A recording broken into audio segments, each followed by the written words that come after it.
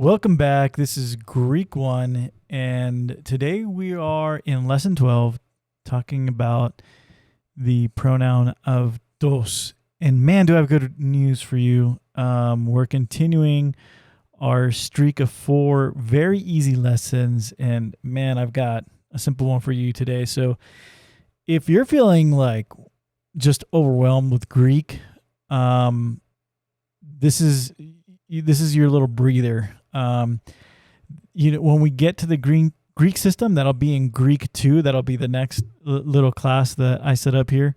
That'll be the storm once again. So this is the calm before the storm. Enjoy it while you can. Catch up. If you're missing any vocabulary, this is the time to do it. Anything you got to refresh, do it now, because when we get to Greek 2 and we start into the verb system, it's going to get tough again. But as far as today goes, enjoy this. This is going to be easy. We're going to be out of here in 5 minutes. All I have for you is a pronoun called avtos. That's what it is in Greek. We've talked about what pronouns are. They simply replace a noun. And avtos can do 3 different things. So the first thing it can do is it can act as a personal pronoun, and that's when it replaces a personal noun. So instead of saying, a name like Steve or God or whatever name, you can just put the avtos in place of that, and it makes it easy instead of being repetitive. So avtos also inflects by the cases. So it could be the noun, it could be the direct object. And so you got the 5 cases, right? Nominative, genitive, dative, and accusative. So avtos will change, and it'll also change according to all 3 genders. So avtos, avti, avton. And I've got this little example here, avti, ton, theon, opsonte. So Don theon, obviously that's God, and that's, hopefully by now you're able to recognize that's an accusative, singular.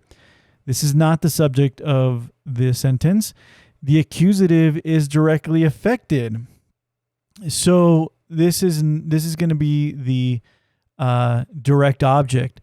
Opsonte is the verb. I don't know if that's in your vocab yet, but this is to see. So they saw God is what it ends up being. God is the one being seen by them. So them, of the, that's going to be the personal pronoun they.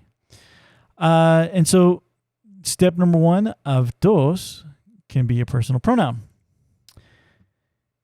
The second thing it can do is it can be an adjectival intensive. We do this all the time where we'll say, well, he did it himself, or he himself did that. Avtos can do that. So here we have just a simple phrase, avtos o apostolos. And in this case, apostolos is the noun, and then avtos is just being the intensifier. Now think about it. You couldn't translate this any other way. It can't be he, the apostle. I suppose you could assume it's he is the apostle. And we'll get into that later. But for now, we'll just know that you have the option of using avtos as adjectival intensive, and usually context makes this pretty clear. So this is going to be, because there's going to be a separate verb. So in this case, it's just going to be the apostle himself. And then notice that, of course, it's in the nominative masculine singular, and it's referring back to the apostle. So it's matching. The third thing that avtos can do is called the identical adjective. Basically, it's to translate it the same. Here, I've got a sentence here where it says, avtos David ipen en to pneumati to agio. All right, let's leave avtos out for a second. David is David, obviously. Ipen is he, she, or it said. So David said, en to pneumati to agio, Sorry, pronouncing that. It's agio. So en to pneumati to agio. Ipen, he said, in en to pneumati. Pneumati means spirit. And in this case, en is taking the dative. It means in the spirit. And then, of course, to agio is in this case an adjective. Notice that it matches. They're both datives. They're both dative singular. Pneumati has the full, lowercase iota, and to agio has a subscript iota, but they're both singular, singular datives. Now, why is one different than the other? We just talked about the third declension. Pneumati is a third declension, and so that's why it's got the iota ending that's a little different from the second. This is actually the second declension ending, and so that's the difference. But anyway, what this is saying is he said by the Holy Spirit. Okay, so what is αυτος in this case? You might think, okay, he himself, David said. Actually, in this case, is David said the same thing in the Holy Spirit or by the Holy Spirit. So this would be the identical adjective. David said the same thing by the Holy Spirit. And those are the three things. So if we go back and look at that chart, this is the full chart for αυτος. I don't really know that I can point out too many things. This should look almost identical to every chart you've learned so far with the case endings.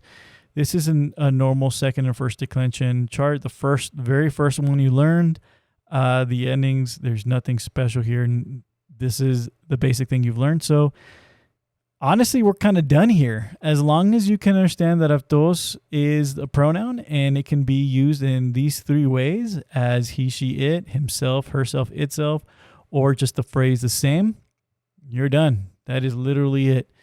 So I hope you're enjoying this very short 5-minute lesson. I think I'm at 8 minutes here, but that is all. That's all there is to it. I want you to encourage you, use this time to catch up with everything else. Tie up those loose ends with Greek and enjoy your little break. Well, until next time, Godspeed.